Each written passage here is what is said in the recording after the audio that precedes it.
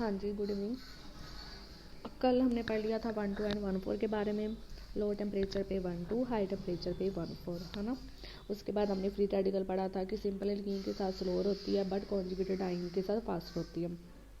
आज हमने क्या पढ़ना है मैकेनिज्म ऑफ पॉलीमराइजेशन रिएक्शन। सबसे देखो पॉलीमर्स क्या होते हैं, जैसे पॉलीथीन होते हैं। पॉलीथीन में हाँ, जो पॉलीथीन हम कैरी करते हैं, एक मिनट,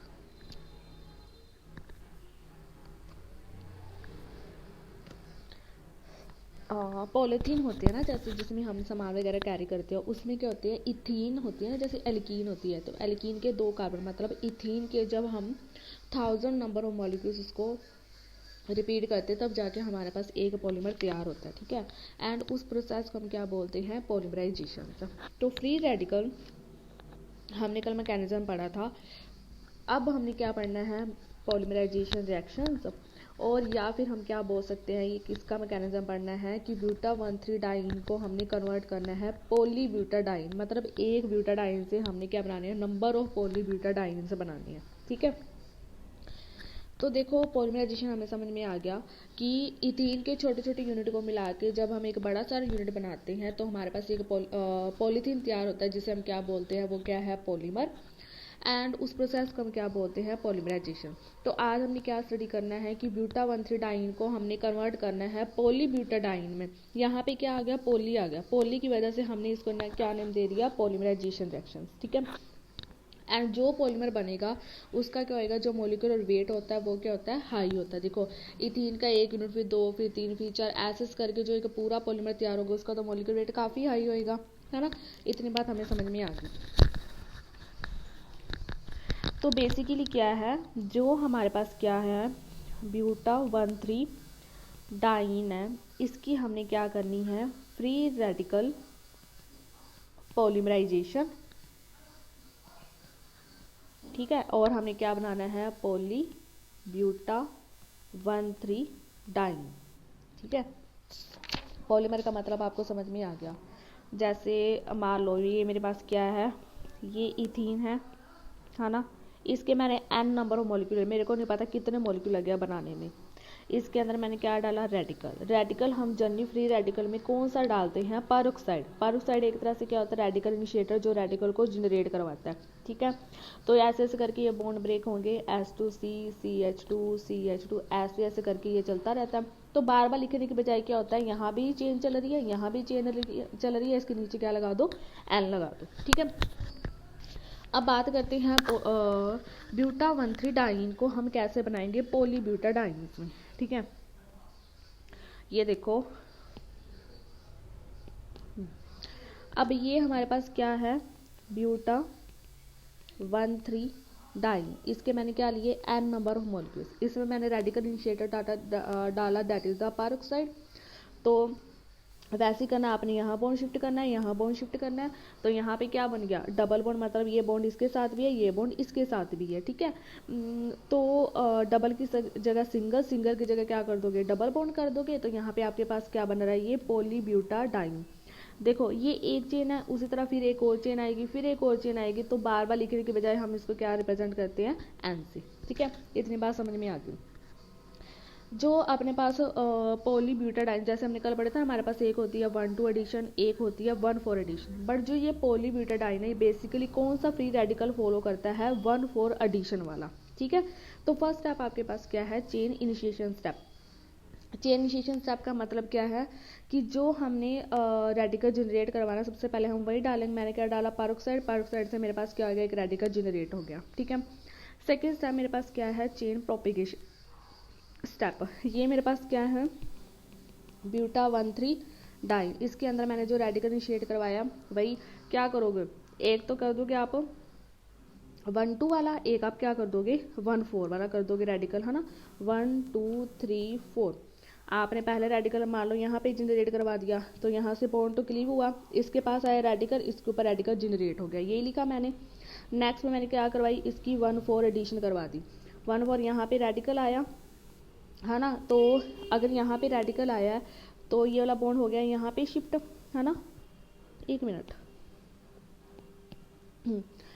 1 2 होगी हमारे पास, मतलब 2 नंबर पे हमारे पास रेडिकल जनरेट हो गया। अब हम क्या करेंगे, 1 4 एडिशन करेंगे। 1 4 एडिशन का मतलब क्या, ये रेडिकल तो सॉरी यहीं पे ही आएगा, तो ये बॉन्ड यहाँ पे शिफ्ट हो जाएगा, तो 4th नंबर पे क्या आ गया आपके पास, रेडिकल जनरेट हो गया। ये कौन सा है, 1 2 वाला, ये कौन सा है, 1 4। बेसिकली इसने कौन सा उठाना है, 1 4 वाला, ठीक है। अब चेन टर्मिनेशन स्टेप वही है, कल वाले ही, कल वाला समझ आ गया तो आज वाला तो ईजी है। ब्यूटा 1 3 डाइन, मेरे पास ये कौन सा है, 1 2 वाला रेडिकल, ये कौन सा है, 1 4 वाला, ठीक है। ब्यूटा 1 3 डाइन फिर से ली, ये जो हमने रेडिकल जनरेट करवाए हैं ये ले लिए। अब आपने कुछ नहीं करना, इसको करो यहाँ पे, इसको करो यहाँ पे, ये बन गया। इसका एक रेडिकल तो यहाँ पे जनरेट है ना। चाहे तो आप ऐसे सोच लो, या सिंपल आप क्या सोचो, जो आपने ये चेन बनाई है ना, इस चेन को कंबाइन कर दो। देखो जैसे ये 1 4 वाली CH2 radical, CH double bond CH CH2, फिर नेक्स्ट वाली चेन यहाँ से स्टार्ट करो, CH2, इसको भी यहाँ पे शिफ्ट कर दो, CH, इसको भी भूल जाओ, इजी मेथड बताती हूँ। देखो चेन टर्मिनेशन करनी है ना, आपने ये लिख दिया है ना। उसके बाद आपने क्या किया, हमने बोला कि फ्री रेडिकल 1 4 वाला मैकेनिज्म फॉलो करेगा, तो आपने ये 1 4 वाला ये लिख दिया, इतना ये लिख दिया। उसी के बाद इसको फिर से कंटिन्यू कर दो, CH2 CH double bond CH2 radicals, ठीक है, हो गया ना ये वाला। उसके बाद इसे हम क्या बोलेंगे फिर, पॉली ब्यूटा डाइन। देखो सोचने की जरूरत नहीं, मैंने स्टार्टिंग में बोल दिया कि फ्री रेडिकल का 1 4 एडिशनल मैकेनिज्म फॉलो करता है, तो 1 4 आपके पास ये है, इसका एक यूनिट ये आया, फिर ये दूसरा आ गया, फिर तीसरा आ जाएगा, फिर चौथा आ जाएगा, तो इसको हमने क्या नेम दे दिया, पॉली ब्यूटा डाइन के। उसी तरह हमारे पास एक और एग्जाम्पल है आइसोप्रीन की। जब हम पॉलीमराइजेशन करते हैं तो हमारे पास क्या बनता है, poly isoprene. What is isoprene, isoprene हमारे पास क्या होता है, एक नेचुरल रबड़ का, रबड़ होता है ना, एक होता है नेचुरल रबड़, एक होता है सिंथेटिक रबड़। नेचुरल रबड़ क्या होता है, जो हम खुद से प्रिपेयर करते हैं। सिंथेटिक रबड़ जो लेबोरेटरी वगैरह में प्रिपेयर किए जाते हैं। नेचुरल रबड़ जो हमें प्लांट या एनिमल से मिलते हैं। सिंथेटिक रबड़ जिसे हमें इंडस्ट्री में प्रिपेयर करना पड़ता है, ठीक है। तो नेचुरल रबड़ की एग्जांपल है आइसोप्रीन। नेचुरल रबड़ कैसे बनता है, आइसोप्रीन का एक यूनिट जब बहुत सारे यूनिट बनाएगा तब जाके आपके पास क्या बनेगा, पॉली आइसोप्रीन, या इसे हम क्या बोलेंगे, एक तरह से नेचुरल रबड़। आइसोप्रीन का देखो ये फॉर्मूला होता है, CH2 double bond C CH3 CH double bond CH2, या इसका IUPAC नेम क्या है, 2 मिथाइल ब्यूटा 1 3 ब्यूटा 1 3 डाइंग, लेकिन उसकी 2 पोजीशन पे मिथाइल ग्रुप लगा दो, ठीक है, हो गया। अब आपने कुछ नहीं करना, बस ये बॉन्ड यहाँ पे शिफ्ट, ये बॉन्ड यहाँ पे शिफ्ट, ये बन गई आपकी पॉली आइसोप्रीन। सिमिलरली एक क्लोरोप्रीन होती है, मिथाइल को हटा के यहाँ पे क्या लगा दोगे, Cl लगा दोगे, तो वो आपके पास क्या बन जाएगी, पॉली क्लोरोप्रीन, ठीक है। नेक्स्ट है process of vulcanization of rubbers. जो नेचुरल रबड़ है ये वाला पॉली आइसोप्रीन, जो आपकी क्या है, नेचुरल रबड़, यही बोला मैंने, है ना। ये क्या होती है, जो रबर ट्री होता है ना, उसके लैटेक्स से ऑब्टेन्ड होती है, लैटेक्स से ऑब्टेन्ड होती है, ठीक है। जो नेचुरल रबड़ होता है ना, उसकी इलास्टिसिटी क्या होती है, पुअर होती है, और उसका स्टिकी नेचर होता है। इलास्टिसिटी पूरा का मतलब उसकी जो इलास्टिसिटी इतनी ज़्यादा नहीं होती कि उसको आप बहुत ज़्यादा खींच पाओ, ठीक है। नेचुरल रबर को बहुत ज़्यादा इलास्टिक बनाने के लिए और उसको नॉन स्टिकी बनाने के लिए उसको हम क्या करते हैं, सल्फर से हीट करते हैं। जब हम सल्फर से हीट करेंगे तो उसकी इलास्टिसिटी क्या हो जाएगी, इम्प्रूव हो जाएगी। तो वो जो प्रोडक्ट हम बनेगा उसे हम क्या बोलेंगे, वल्केनाइज, एंड उस रबड़ को हम क्या बोलेंगे, वल्केनाइजेशन ऑफ रबड़, ठीक है। सल्फर के साथ हीट कर रहे हैं तो जो रबड़ आपके पास बनेगा उसमें क्या आएंगे, सल्फर ब्रिजेस। मैंने क्या बोला, पॉली आइसोप्रीन जो नेचुरल रबड़ है आपका, उसकी इलास्टिसिटी कम होती है। उसकी इलास्टिसिटी को कम करने के लिए हम उसको क्या करते हैं, सल्फर से हीट करते हैं। सल्फर से हीट करने के बाद इस रबड़ में क्या आ जाते हैं, ऐसे ऐसे करके क्रॉस लिंक आ जाते हैं। ये क्रॉस लिंक क्या शो करे, एक तरह से सल्फर ब्रिज को। जब यहाँ पे सल्फर ब्रिज बन गया तो नेचुरल रबड़ की इलास्टिसिटी क्या हो जाएगी, इंक्रीज हो जाएगी। अब सल्फर से हीट करने के बाद जो रबड़ बन रहा है उसे हम क्या बोलेंगे, वल्केनाइज रबड़, और प्रोसेस को क्या बोलेंगे, वल्केनाइजेशन ऑफ रबड़, ठीक है। समझ में आ गया, इजी है टॉपिक, कोई इतना हार्ड नहीं है। अब नेक्स्ट देखो, नियोप्रीन को हम एसिटिलीन से कैसे प्रिपेयर कर सकते हैं। Neoprene is also known as a polychloroprene, ठीक है। देखो जैसे करवा रही हूँ मैं, रोज बोलती हूँ वही बात, तो सब कुछ कवर हो जाएगा, बस ध्यान से समझते जाना। आप क्या करो, एसिटिलीन मतलब एल्काइन के क्या ले लो, 2 मॉलिक्यूल ले लो, ले लिया आपने। इसके अंदर डालो आप cuprous chloride in presence of ammonium chloride और HCl। ठीक है, अगर मैं इसको लिखूं, इसके दो मॉलिक्यूल ऐसे हैं, ये वाले हैं, है ना। अब आप क्या करो, इसका जो एक बॉन्ड है इसको ब्रेक करके इसको दे दो। ठीक है, पॉली वाला है, पॉलीमराइजेशन है, मतलब फ्री रेडिकल मैकेनिज्म फॉलो होना है। आपने क्या किया, एक बॉन्ड क्लीव कर दिया इसका, तो ये मतलब ये एक हाइड्रोजन है ना जो, ये दे दो इसको, क्या बनेगा H2C। इसने एक बॉन्ड इसको दे दिया, डबल बॉन्ड CH, इसके ऊपर आ गया रेडिकल, फ्री रेडिकल है C, इसने एक हाइड्रोजन दे दिया ना अपना C, यहाँ पे आ गया ट्रिपल बॉन्ड CH। ठीक है, ये होगी एसिटिलीन। अब मैंने क्या बोला था, ट्रिपल बॉन्ड के साथ वाले कार्बन पे डबल बॉन्ड हो, वो क्या होती है एलाइलिक पोजीशन। अब ट्रिपल बॉन्ड का ये कार्बन, उसके साथ वाला कार्बन, फिर उसके साथ वाले कार्बन पे डबल बॉन्ड है, तो ये आपके पास कौन सी पोजीशन है, विनाइल, विनाइलिक पोजीशन। ठीक है, अब इसके अंदर क्या डालो आप, HCl, H पॉजिटिव है, Cl नेगेटिव है। अब ये जो H है ये Cl लेके चला जाएगा यहाँ से बाहर।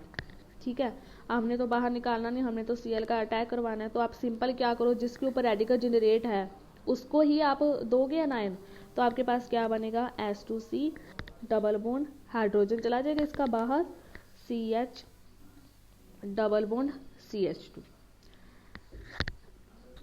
समझ में आ गई वाली चीज़। ये बॉन्ड आप क्या करोगे, यहाँ से क्लीव करोगे, ये हाइड्रोजन दे दोगे आप इसको। ठीक है, और ये जो H है ये जाएगा इसके पास। समझ में आ रहा है ना। देखो ये HCl है, जिस पे रेडिकल जनरेट हुआ उसको तो दे दो ये अनायन। ठीक है, ये हाइड्रोजन दे दो आप इस CH वाले को, और इस कार्बन को आप क्लीव कर दो। हो गया इतना, ये बन गया आपके पास क्लोरोप्रीन। फिर इसकी क्या करवा दो आप, पॉलीमराइजेशन। तो वही ये बॉन्ड को शिफ्ट कर दो बस यहाँ पे, इसको कर दो यहाँ पे, बाकी सारा वैसे का वैसे लिख दो, CCl, double bond CH, CH2। ये बन गया आपके पास पॉली क्लोरोप्रीन। ठीक है, next one is the most important for examination and for higher level, that is, और ये पेपर में आना ही आना है, mechanism and application of Diels Alder reaction.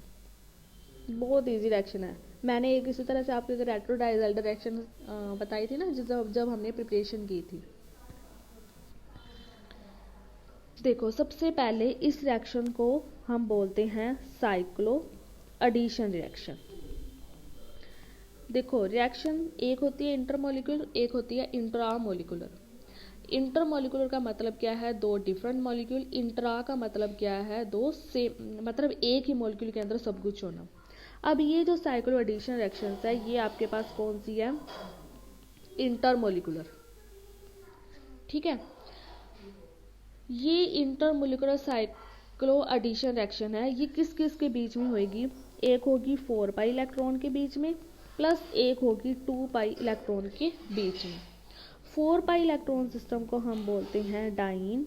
Dine में 2 डबल बॉन्ड ऐसे आते थे ना, 1 2 3 4। ठीक है, और 2 पाई सिस्टम को हम बोलते हैं एल्कीन, या फिर इसको बोल दो आप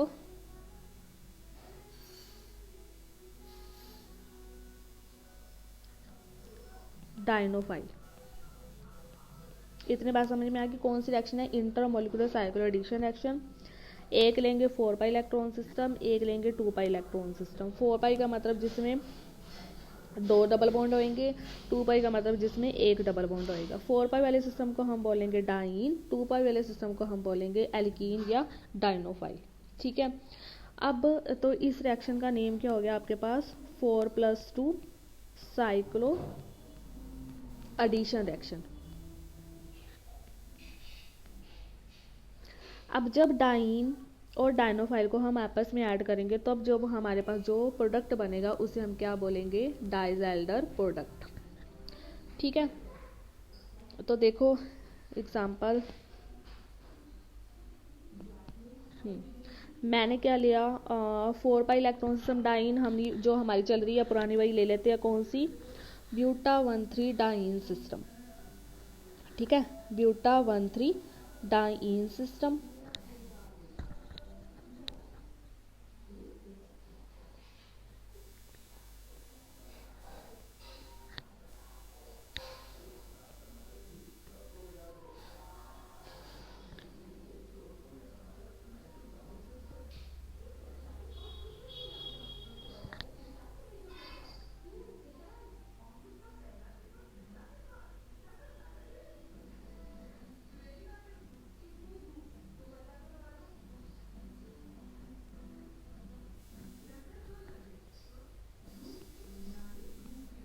ये आपके पास क्या है, ब्यूटा 1,3 डाइन। इसके अंदर हम क्या ऐड करेंगे, एल्कीन। ये आपके पास क्या है, डाइन। ये आपके पास क्या है, डाइनोफाइल। 4 पाई इलेक्ट्रॉन, ये आपके पास क्या है, 2 पाई इलेक्ट्रॉन। ठीक है, टेम्परेचर 410 केल्विन। कुछ नहीं करना, इसको दो यहाँ पे, इसको भी दो यहाँ पे, इसका आपस में बॉन्ड बना दो। कितने हैं, 1 2 3 4 5 6, बननी तो है बेंजीन। ठीक है, उसके बाद ये जो बॉन्ड था और ये जो बॉन्ड था इनको दे दो, इनके बीच में आपस में हो गया। अब ये बॉन्ड यहाँ पे लोकलाइज हो, ये बॉन्ड यहाँ पे लोकलाइज, तो यहाँ पे आ जाएगा बॉन्ड। बाकी इसने तो अपने इनके साथ बॉन्ड बना लिया, तो यहाँ पे तो बॉन्ड आ ही नहीं सकता, तो ये आपके पास क्या बन गई, साइक्लोहेक्सीन। ठीक है, अब इसकी बात करते हैं मैकेनिज्म की। कौन सी एडिशन होएगी इसमें, 1,4 कॉन्जुगेटेड एडिशन। ठीक है, मैकेनिज्म क्या है इसका, सिंगल स्टेप।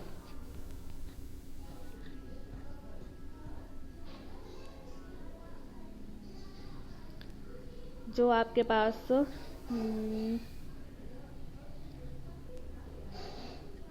तो यहाँ पे हमारे पास फॉर्मेशन किसकी होगी, 2 न्यू सिग्मा बॉन्ड। देखो इजी है, रिएक्शन में कुछ नहीं है। हमने एक लिया डाइन, एक लिया डाइनोफाइल। डाइन क्या है, 4 पाई इलेक्ट्रॉन सिस्टम। डाइनोफाइल क्या है, 2 पाई इलेक्ट्रॉन सिस्टम। डाइन में हमने एग्जांपल ले ली ब्यूटा 1,3 डाइन की, डाइनोफाइल में हमने एग्जांपल ले ली एल्कीन की। तो ये मेरे पास क्या बनी है, रिएक्शन बनी है। मान लो ये आपके पास क्या है, 1 2 3 4, तो C1 एंड C4 किसके साथ कंबाइन कर रहे हैं, CH2 डबल बॉन्ड CH2। ये बॉन्ड ब्रेक हो रहा है और न्यू प्रोडक्ट की फॉर्मेशन हो रही है, जो क्या बना रहे हैं, सिग्मा बॉन्ड। और ये वाले बॉन्ड यहाँ पे लोकलाइज हो रहे हैं, जिन्होंने बना दी यहाँ पे एक bond, pi bond, cyclohexene. Mechanism क्या है इसकी, 1,4 conjugated addition, single step, 2 new sigma bond की क्या होगी, फॉर्मेशन होगी। मैकेनिज्म देखो एक ही स्टेप का है। ये है आपके पास ब्यूटा 1,3 डाइन, ये आपके पास क्या है, एल्कीन। ठीक है, अब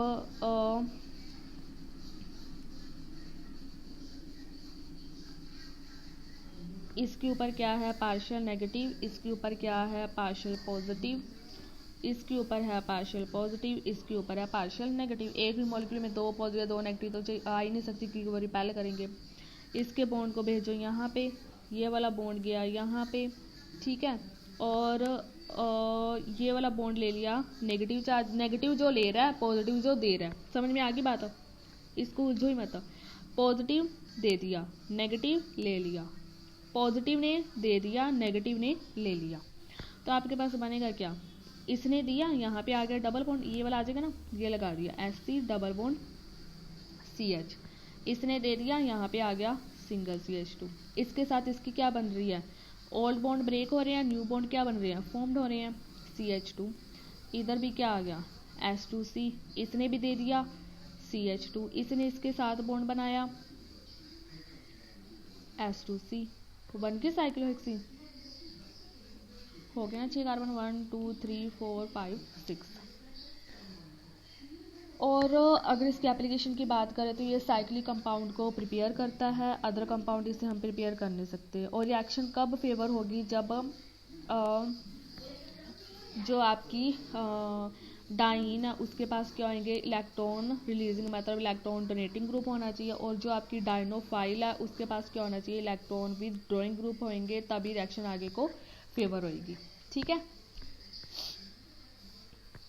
2 एग्जाम्पल दे रही हूँ, ये आप खुद से ट्राई करोगे और मेरे को दिखाओगे। एक तो ये वाली,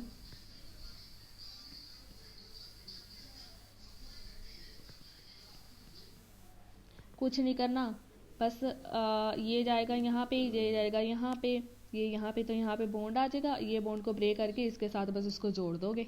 ठीक है, बस पीछे जैसे ही है, एक ये वाली कर लेना,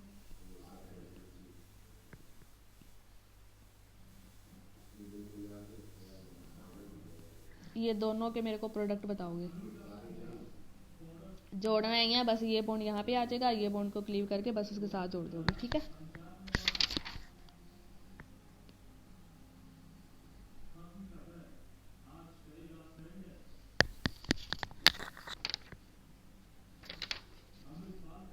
हाँ जी, यहाँ से मेरी तरफ से डाइन ख़त्म होता है, डाइन ख़त्म हो चुका है, जितना करवाया सफिशेंट है, बहुत अच्छे से कर लो, बस वो होता है। ठीक है, नेक्स्ट हम स्टार्ट करेंगे अल्काइंस।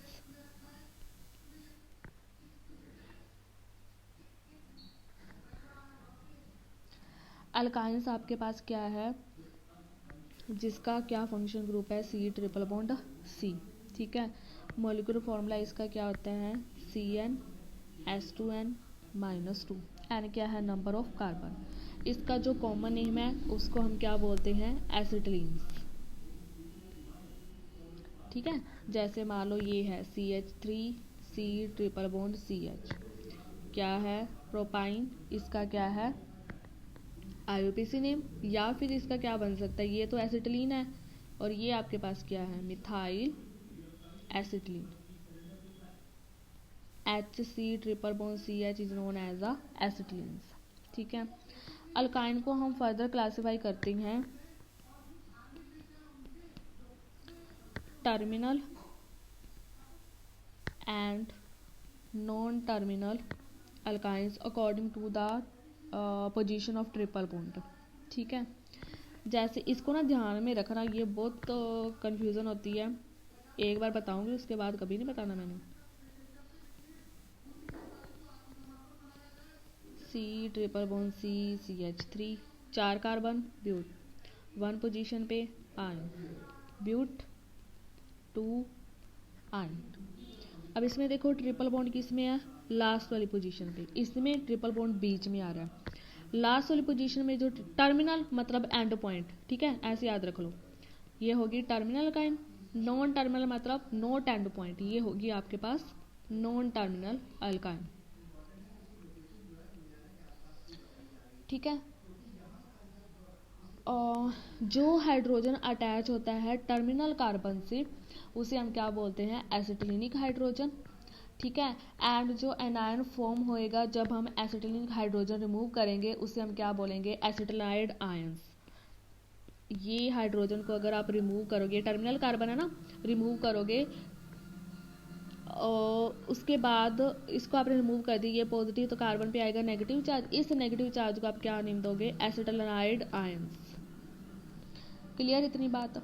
उसके बाद इतना हो गया। नेक्स्ट हम बात नेमिंग ऑफ IUPAC नेमिंग, आप खुद से देखोगे, IUPAC नेम का पूरा चैप्टर आता है, आपने किया होगा, मैंने बताया भी दिया, सिर्फ आप एक प्रायोरिटी ऑर्डर ध्यान रखना। सबसे पहले नंबरिंग आती है फंक्शन को, फिर डबल को, फिर ट्रिपल को, और फिर आती है सब्स्टिट्यूएंट्स को। ठीक है,